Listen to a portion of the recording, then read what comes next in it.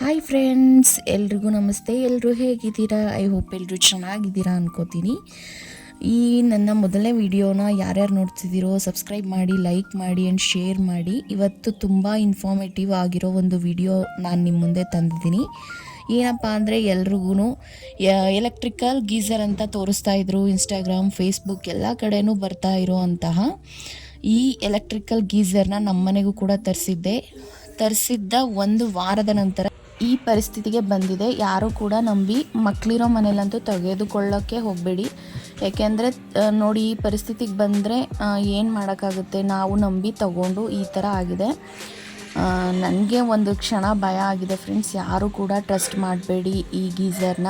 ಬಿಸಿನೀರು ಬರುತ್ತೆ ಅಂತಾರೆ, ಬಟ್ ಅಷ್ಟು ಬಿಸಿನೀರು ಇದರಲ್ಲಿ ಬರಲ್ಲ. ಯಾರೂ ಕೂಡ ಇದನ್ನು ನಂಬಿ ತೆಗೆದುಕೊಳ್ಳೋಕ್ಕೆ ಹೋಗಬೇಡಿ.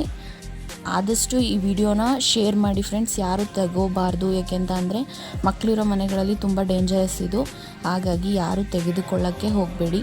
ಆದಷ್ಟು ಈ ವಿಡಿಯೋನ ಶೇರ್ ಮಾಡಿ, ಲೈಕ್ ಮಾಡಿ ಆ್ಯಂಡ್ ಸಬ್ಸ್ಕ್ರೈಬ್ ಮಾಡಿ. Thank you all.